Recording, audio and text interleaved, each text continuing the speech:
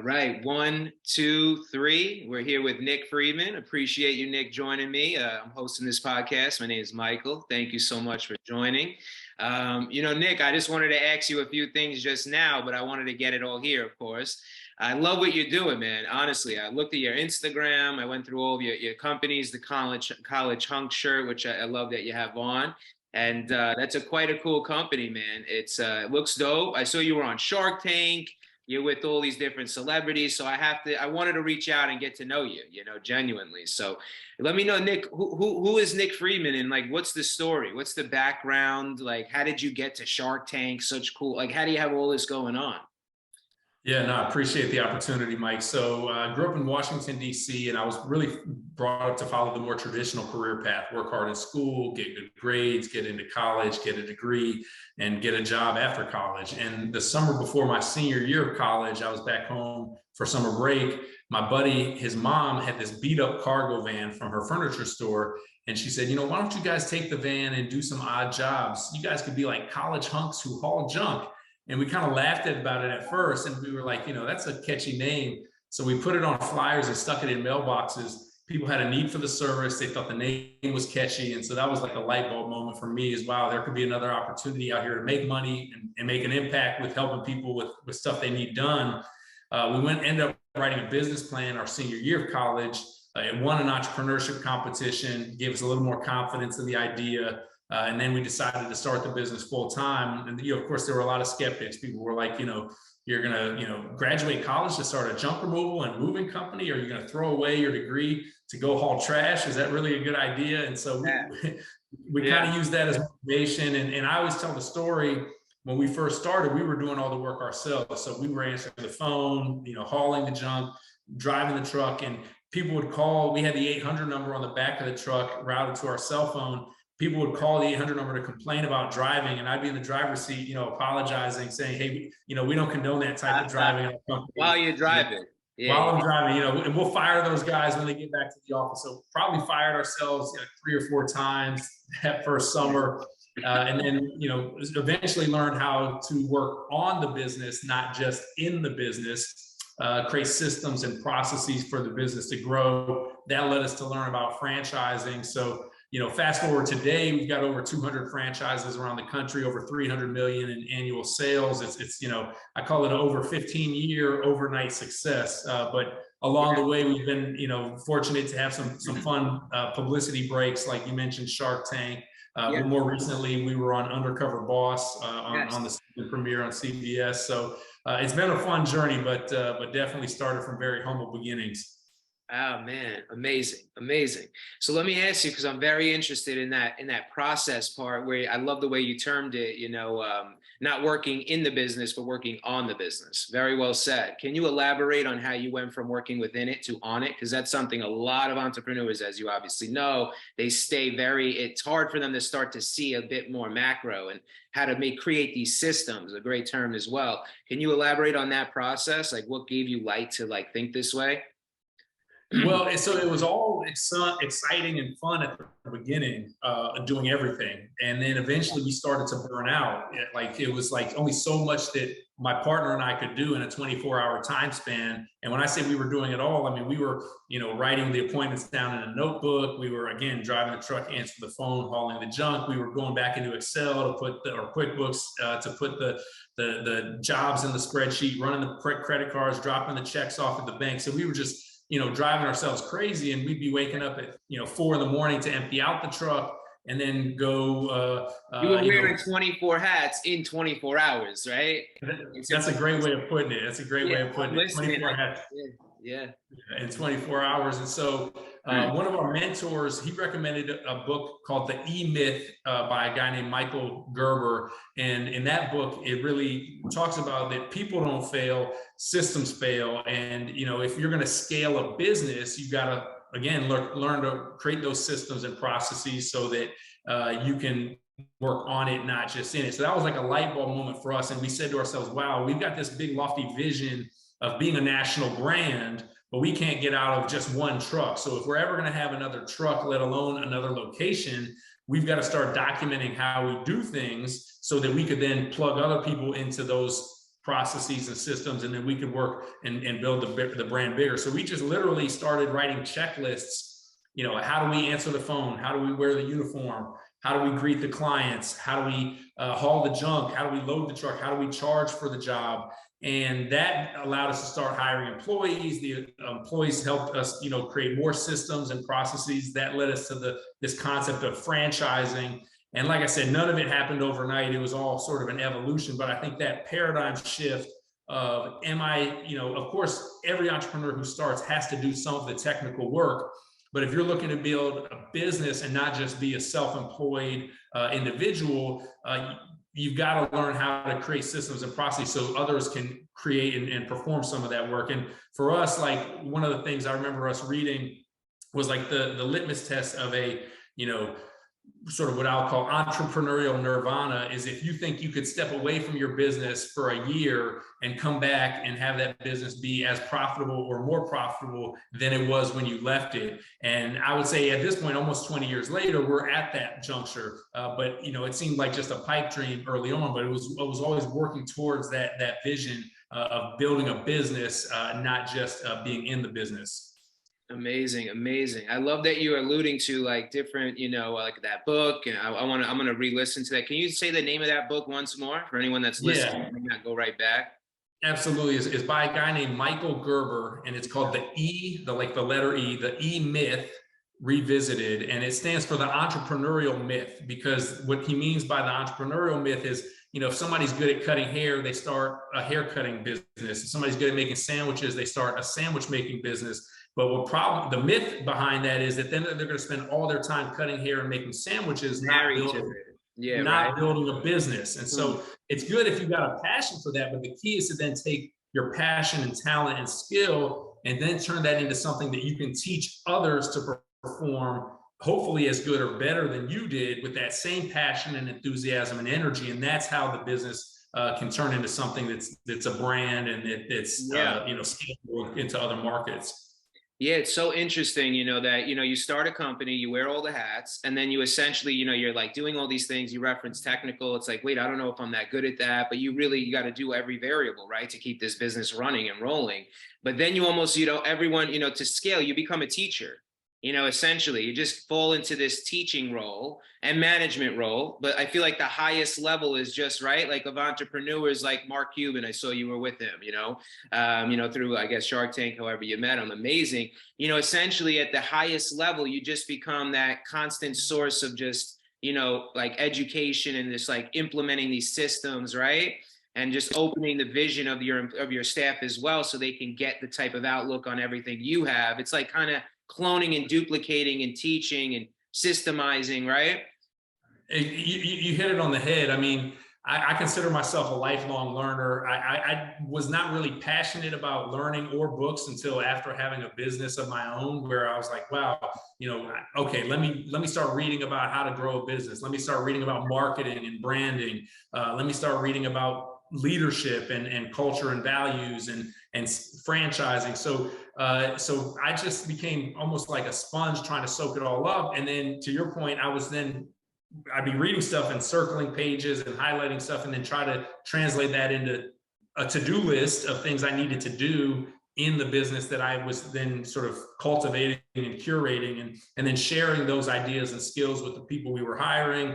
Eventually, we started being able to hire people that were bringing new ideas and fresh skill sets that were beyond what I had capabilities of. And then, you know, the magic really starts to happen. And it always sounded good, the notion of hiring people smarter than I was. But in the early days, like, we couldn't afford to do that. And then eventually the business, you know, started to get to that point. But I would at least surround myself with mentors and peer groups and advisors and friends that were also either ahead of me in their businesses, you know, go to association events and things like that where I could learn. But yeah, so that's very interesting, Nick, you know, to mention. And I want to ask you something, and I wanted to ask you another question, but I want to ask you attached to that thought. Do you have anything you could highlight on hiring people? Because that's the next layer. Once you have this realization, you have absorbed enough knowledge from quality people or mentors, let's say, and it's like, wait, I got to create a system. I can't be the guy driving doing this. I need to now approach and hire somebody. So how did you go about hiring somebody? Like, what would you say would be like the best approach? So at the very beginning, what we did is we created a scorecard, and I would recommend that for any business owner that's any position in their business is to have a position scorecard of not just the description of the job, but the actual like accountabilities of the job, how you would measure the person's performance success. And so we created a scorecard for, at the time, we called them truck team members, truck wingmen and truck captains, of what would be the expectation of them that would allow us to evaluate if they were a good performer or not a good performer. And so we just started documenting the scorecard: on time, friendly, honest, trustworthy, quick learner, hardworking. Those characteristics were things that we were looking for. And then in the interview process, we weren't just saying, hey, are you hardworking? Because it'd be like, yes, I am. I'd ask for examples where they exhibited hard work in prior jobs. And what would their boss say about them in previous roles, as it relates to their work ethic or their honesty or their timeliness. And by the way, hey, we're going to call your former employer. So what will he or she say when we call them? And so, not just doing letting them tell you they're Superman, letting them tell you they're Superman, you're going to really go and find out these things. Exactly. And in business, and you think about it in sports, right? If you're recruiting an athlete, you're going to look at their prior performance on the field or on the court. In business, we don't really have the game tape or the game film to go out and watch that. So we really need to dig into their prior performance at their previous role, both what they said they did, how they said they were able to achieve it, and then let's go ahead and validate that by calling some of their references and confirming that that was actually the case. And look, I think I read a statistic that said even the world-class companies get like 3 out of 10 new hires wrong, where they hire the wrong person. And you think about the amount of money sports teams pay for analyzing the players that they're going to sign or draft, and sometimes it doesn't work out. So you don't want to beat yourself up for making a bad hire, but there is a saying that we subscribe to, which is we want to be slow to hire and quick to fire. Is like, once you realize that somebody's not going to be a good fit, either they're not a good culture fit, or they're not going to be able to, learn the things you need them to learn, assuming we're teaching them and providing the training. You're showing them step by step. Yeah, and then you'll quickly remove. You got to have a big heart, but you have to be very smart and cutthroat in a sense with that type of got to move it, right? Exactly, because it's not fair to them either. If they're struggling, or if they're not going to be helpful to the other team members, or they're not going to be able to perform up to your level of expectations based on the tools you're providing them, then it's not fair to them or to you as a business or the other employees to keep them around. Wow, I like that. So you'll create these systems, and if they can't operate this system, which is simplified by you, you're showing them how to do it, and they can't do it, you'll just say it's not for you. You have this type of quick removal process, and then the slow hire to review and go through it. I appreciate you sharing that. It's very interesting. I want to even ask that question more to other people. I love the way you just highlighted that. It's quite awesome. So I want to ask you something just to go backwards and then go a little bit back forward. Nick, growing up, I understand with the college, did you grow up with a family that was entrepreneurial, or a cousin or a friend, or maybe the rich dad, poor dad, the guy next door or something? Was there a moment that or something you absorbed? I know the moment where your friend's mom said, the college hunks, you guys are holing junk, pardon me, and that hit you. And I love that you remember that exact moment. But was there something prior to this that gave you this type of, outlook or entrepreneurship or energy, to think this way? As I reflect back in my childhood, I think I had these sort of entrepreneurial characteristics, but I never really recognized them. I didn't have necessarily entrepreneurial role models directly within my inner circle. I was always sort of more channeled towards working hard in school, getting the grades to get into college, to get a job. But in reflecting back, I was the guy when it was snowing outside, knocking on 1,000 doors to try to, shovel walkways and make 20 bucks a door, or setting up a lemonade stand. I remember that one time my sister had a lemonade stand out front and she was charging 25 cents. And I set up a competing lemonade stand right next to her, and I was charging $1 for lemonade. So I was charging more than she was. And I actually probably made more because people were buying from both of us, but I was making $1 per cup, and she was only making 25 cents. So, that was my first lesson. Almost like the Starbucks analogy, where, you can charge $4 or $5 for coffee where somebody else could go get it somewhere else for less. But I guess people were having a better experience with what I was giving them. And so I think those are some examples. I never liked to sit still in school, so I was always kind of restless. I was always, not wanting to just, I would say, conform.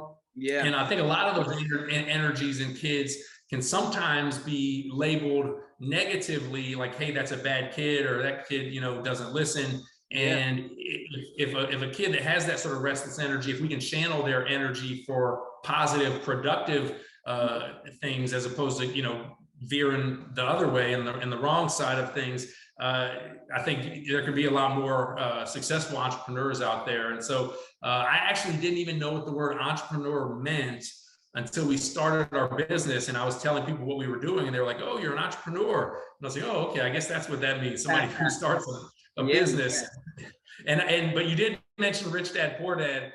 So my dad did give me a copy of that, I think, shortly after we started our business. And I read it, and it was like, again, the sky's cleared and things just made sense. I was like, okay, this is the path that is meant for me. And this is what I was been searching for this whole time. Yeah, amazing. And I felt there had to be something. It's funny you mentioned knocking on the doors. I feel that, and I see that. It's nice to see, like, the way you developed and what you've done. So let me ask you, moving forward, like, how did you come about getting onto Shark Tank? How did something like that happen? It was somewhat of a lucky break, to be honest with you. We were reading the INC magazine, and we had just started franchising our business. And there was an ad, and it was nondescript. It said, looking for entrepreneurs to pitch a business idea for a national TV show. That's all it said, because this show wasn't in existence yet. And so I brought that in and showed my partner, and I said, hey, this could be a cool opportunity to get our name out there. It's a national television show. We're selling franchises nationally. I think we only had like 2 or 3 franchise locations at the time. And so we were like, well, what's a business that we would pitch? Because we actually didn't pitch College Hunks on the show. And so we pitched a company we had sort of joked about possibly starting, and it was a company that was going to be called College Foxes Packing Boxes, as like a precursor to College Hunks Hauling Junk. So we ended up getting selected for the episode. We went on the show and pitched College Foxes Packing Boxes, but that business did not exist yet. So they were like, we don't want that business. Tell us about College Hunks Hauling Junk. So Robert ended up making an offer. He wanted, I think, 10% of College Hunks for $250,000, and we ended up turning down the offer. It was probably a fair offer at the time, based on the size of our business back then. Yes.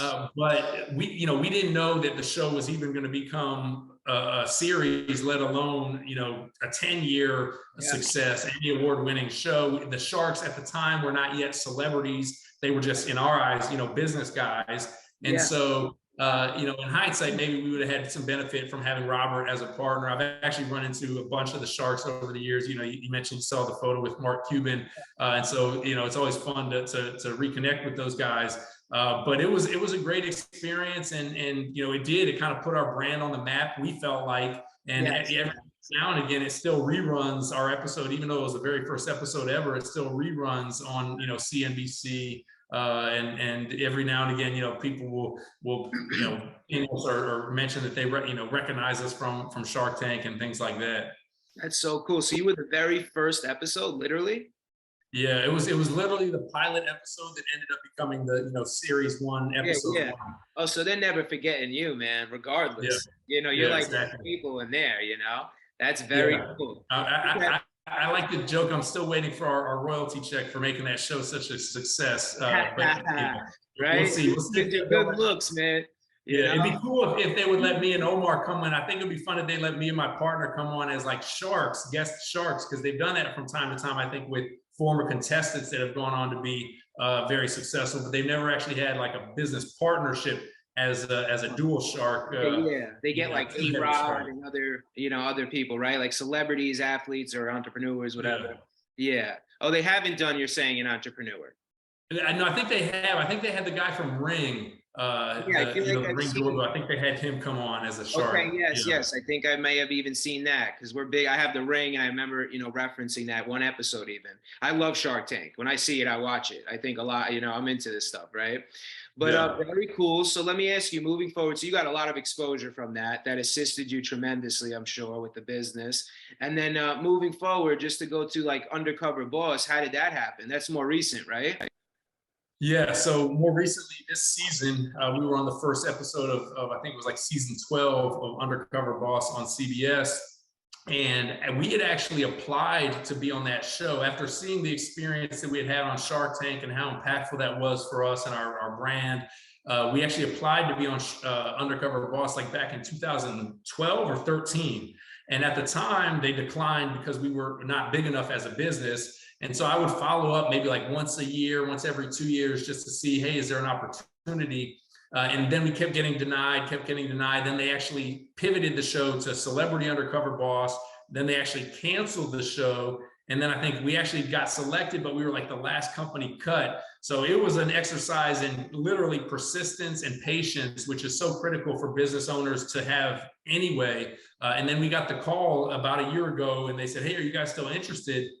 And it was much more timely and appropriate for us to be on the show now than even if we had been on it back then, because back then we might have had 20 franchises and 200 employees, but today we've got 200 franchises and over 3,000 employees. So Omar and I are much less active in the day-to-day of the business, much less recognizable by the front line. So the show actually was much more organic, having allowed that sort of 10 years to transpire. But we went undercover in 3 different locations across the country, found some really impactful and impressive individuals working in the organization. We were able to reward them at the end of the show. I cried on national television as we were giving out the reward check because I'm an emotional wreck in those types of situations. You got a big heart. I hear you. But yeah, that was really cool. That's what's up, man. Super cool. Super cool. So let me ask you also, Nick, what are like some of like, I understand some of these highlights, these are amazing. Is there any like moment that you could reflect on that's potentially maybe valuable for anyone listening? That was maybe a hurdle that we didn't touch on here. We touched on a bunch of different things that that like in the past, if you look back, it was like a black hole or a brick wall. And it's like, wow, is this going to crash or am I going to be able to maneuver? Because being an entrepreneur, let's even, we're using that word like crazy, owning a business, whatever it may be, you have to be putting out fires. You have to learn how to adapt and maneuver and move to stay on point, keep going, so is there anything that comes top of mind when I ask you that? That's like maybe, yeah. Yeah, let's talk about some of the dark obstacles. And being a business owner, it's like riding a roller coaster. There's ups and downs almost on a weekly basis. But 2 that really stand out was in like the 2008, 2009 economic downturn, housing crisis, whatever you want to call it, bubble. Yeah. We had just moved our headquarters down to Tampa, Florida. We had just gotten off the ground to start franchising. And it felt like all of a sudden the wind was just let out of our sails because there was all these foreclosures happening and people weren't moving as much. And so we thought we were going to be this rocket ship lifting off into the stratosphere. And then all of a sudden it felt like we were pulling an anchor through the sand. And every day was just all about sort of like getting to the next day and not giving up. And what actually came out of that experience is when we first started, we had just been offering junk removal, basically charging a fee to help people get rid of their unwanted items. And that was not going to be enough to sustain the business by just offering that service. So we added the local moving option to our clients because many of our clients have been asking us for that, but we kept declining. And so we finally said, you know what, let's expand our sandbox to anything that has to do with trucks and labor, moving stuff or hauling it away. We can do it all. And that today, is now over 50% of our overall, national revenue. So, over 300 million in national revenue, over 150 of that is 150 million is moving services. And so, had we not sort of faced that looking down into the abyss, we would have not had the thought to, pivot and pursue a new opportunity. More recent, of course, it's crazy that it was almost 2 years ago, or a little over 2 years ago, but COVID, when that happened, I had this sort of deer in the headlight moment where I thought to myself, is everything we've worked for the past 15 years going to go up just like that? Because we had never really taken any meaningful liquidity out of the business with the exception of distributions. We had never brought in outside capital. And then, we didn't know how long this sort of pandemic was going to last. Thankfully, we were able to get back on our feet very quickly. The housing market kind of boomed coming out of COVID. And we ended up doing a private equity transaction where we brought in a minority partner, took some, a meaningful amount of cash out of the business and sold a small percentage of the company, and sort of what I would call de-risking our personal balance sheet a little bit, which I think was really important for me, in this stage of my life. So now, we may be also entering in uncharted economic times again, but I think having had that experience at the very early stage of our business, having gone through it, with a sort of a brief, quick moment in time with COVID, I think we'll be more resilient, more better prepared, and more sort of holistic with our outlook on, hey, look, this is just the climate that we're in. We're going to navigate through it. We're going to march through it, and we're going to get out to the other side. Amazing. I'm so happy I asked that question. It's such an amazing answer because like the sun doesn't always shine tomorrow, right? It could rain, and like you said, it's all about not giving up, the persistence. You're using all the amazing, perfect, best words. And then like if you don't give up and you stay at it day by day, that like secret or that like light, the different lane will just kind of slowly come about. And I've heard this through many different, my own self, and that's just what happens when you keep going, you'll be like, oh, wait, we could go like that route now. And it might be the best route. It's like a blessing in disguise, right? And I'm so happy you adapted, and to hear that, that was an amazing little explanation story right there. And I love the de-risking too. You sold the percentage, you got capital. It's a bit more risk, like free, right? A bit more less stressed, I'm sure. And am I accurate with that's what you said, right? It's 100% correct. Yeah, that's exactly what we did. And I don't regret doing it. It's like, part of me was like, oh, we're going to have a financial partner now, and I'm selling a piece of the business, so I won't have as much as the upside in the future. But like, it's sleep at night money is what it was. And that was helpful. And it's and you're mentioning, it's not like it's 50% of your company or something, whatever you touched on, so that's awesome. That's awesome. So let me ask you another question, if you don't mind. So you touched on a few books. What would you say are like your favorite books? I don't know how big of a reader you are, but you have like a top 1, 2, 3, 4?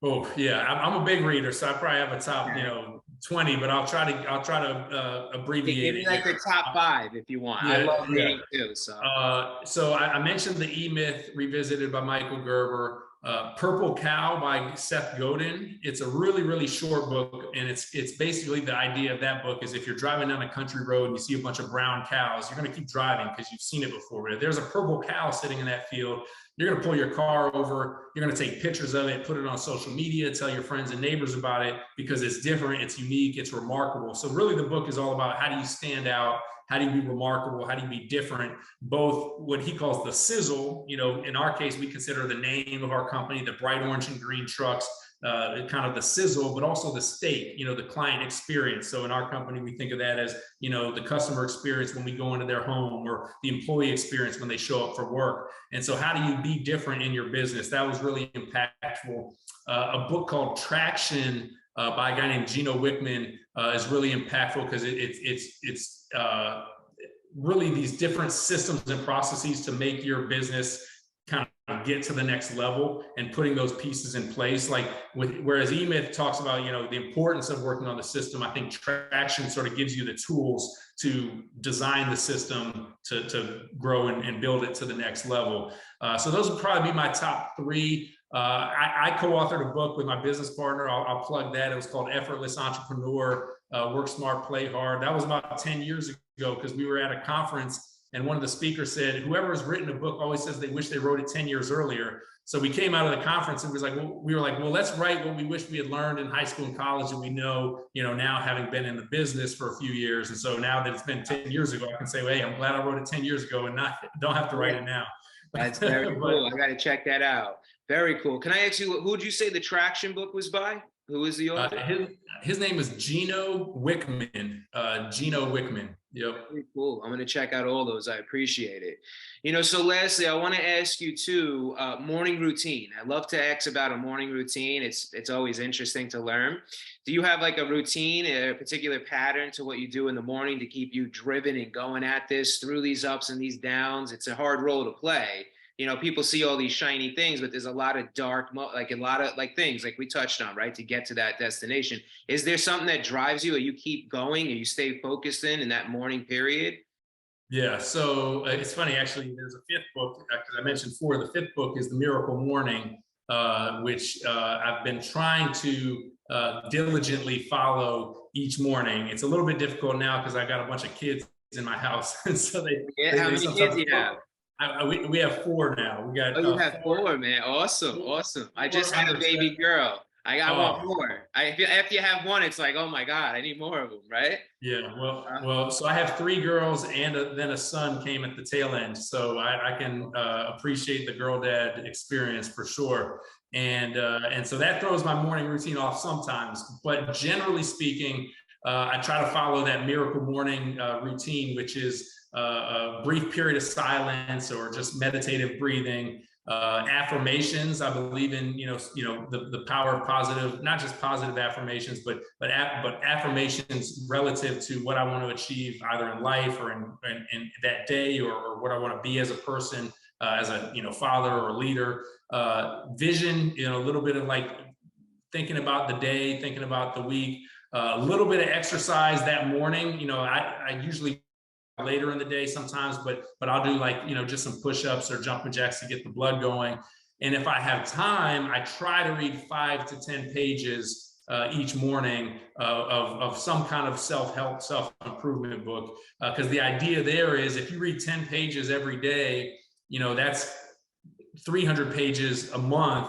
That's basically in a year's time, 18 books that you've read. And so it's not easy to keep that commitment. I will say I don't do that every single day, but that's kind of my goal. And then I do some journaling. So I try to do all those things within, call it 20 to 30 minute time frame, if I'm able to get up before everybody else in the house. But sometimes it's just right into the fire of, getting the kids ready to go to school, driving to school, and then back, then I'm into emails and phone calls and texts, and the day's already spun up. So I do also sometimes like a cold shower. I want to get one of those cold plunge tubs. Just as a quick, Tony Robbins type wake up, because I think I think there's something to that. 100%. No, and that's becoming more and more popular, with the Wim Hof too. Tony Robbins touches on it very heavily too. He goes in there and he has like visions of his kids smiling. I saw that whole thing. Yeah, I'm very in tune with that. Super cool. So, this is awesome. I'm so happy you came on. You joined me today. It's such a pleasure to meet you and hear your story. I love what you just said with the 5 to 10 pages. That resonated a lot. A lot of the other things too. I never heard that yet. That 5 to 10 pages, and then over that period, of course. And it's something easy to look at. It's not an overwhelming thing to think you're going to get engaged in the morning. You're like, wait, I got 300 employees, or 3,000 rather, you mentioned, right. And you have all these different things going on and kids. When you get up, it's probably like, that's a big thing, too. I want to even ask you, it just came to my head. A lot of entrepreneurs, we're using it again, whatever though, or business owners, they feel like they, when they get up, they're like, I got to do a million things. So did you have that issue until like you learned like to start journaling? And then did you force this journaling exercise and these types of exercises on yourself? Like, or did you gradually like this? You did, right? In a sense? Yeah. In a sense, I've sort of tried to force a lot of things onto myself. I mean, a lot of discipline is required in leadership and in life. And so, if I read something that seems to be a success formula, then I try to bring that and apply it in my own life. Sometimes, I adapt it. Sometimes I evolve away from it. But absolutely. I mean, I've got the monkey brain where I've got I think of it as like the hamster wheel where I got a million things running through my head. Sometimes it wakes me up in the middle of the night. I can't fall back asleep, and that stuff is real. So I think there's a reason there's power in the pause, and there's a reason that, these success gurus are talking about the importance of, deep breathing and meditation and visualization. And sometimes it just feels like I'm going through the motions because people say it's important to do, but other times I can really feel its impact. And, the other thing I think you touched on as a question is, how to avoid getting complacent and just sort of like sitting back and not, or how do I stay motivated? So I saw an interview with Nick Saban, the head coach of Alabama football, and they asked him a similar question. They're like, you're winning all these national championships. How do you stay motivated? And he basically said that complacency leads to bad decisions, and bad decisions lead to bad results, bad outcomes. And that could be in life. And I think about that as like, if I just got fat and lazy and started, resting on my laurels, the business could start suffering. My personal life could start suffering. I could make some stupid choices because I've got too much free time and too much money. And, a lot of that could be a recipe for some bad outcomes. So I think that keeping that mindset, like if, that guy's in his, 60s, close to 70, and he's getting up every morning trying to figure out how he's going to win that next football game, how he's going to recruit that next blue chip recruit, even though he's already got 6, 7 national championship rings. So I think that reminder for me is like, okay, I'm not just working to try to get up and sit on a, bed for the rest of my life and with my feet up. Like, I actually am enjoying this process and this growth and this learning and this building and then making an impact as part of that as well. So I think that's what kind of keeps me driven. Amazing. So well said. Thank you, Nick. I really do appreciate you coming on again and sharing all of this. Such an amazing story, a lot of value you just shared, and I appreciate it. And I'm so happy we connected and met, and let's stay connected. I'm going to keep staying in tune with you. We're here to always support, and vice versa. I'm sure you're with us. Let's continue to build and see what we could do. All right. Keep up all the great stuff. All right, Nick? Absolutely. Thanks, Mike. I really appreciate it. Congrats on what you're doing as well, brother. Thank you, brother. Take care. All right. Thank you for watching this episode. We upload a new episode every Friday at 5 p.m. EST, Eastern Standard Time. We as well greatly appreciate those that have subscribed to the channel. We appreciate the love and the support. Lastly, if you've missed last week's episode, tune into the episode right here.